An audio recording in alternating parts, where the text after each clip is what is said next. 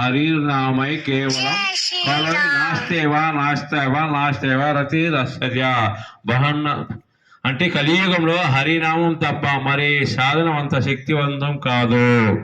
మహామంత్రం మన హృదయం శుద్ధిని వెంటనే చేస్తుంది. మన మనసు కలుషితం కోపం, అసూయ, భయం, కామం, అహంకారం తొలగించలేము. కానీ హరి నామం వినగానే జపించగానే హృదయం శుద్ధి ప్రారంభమవుతుంది. చోతు దర్పణామార్జన శ్రీశిష్టాష్టకం. అది ఎట్లా? మన కలియుగంలో వచ్చేసి కేవలం హరినామమే ఒక ముక్తి, అతి సులభమైన మార్గము.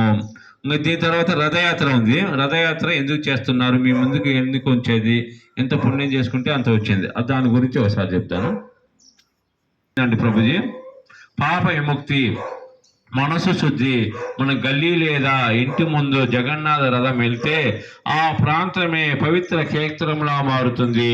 హృదయ భగవంతుని స్మరణలో నిర్మలమవుతుంది.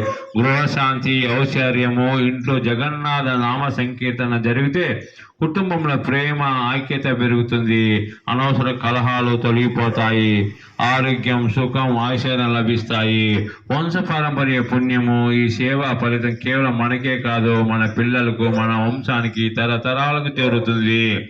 పితృదేవతలు సంతోషించి జీవిస్తారు.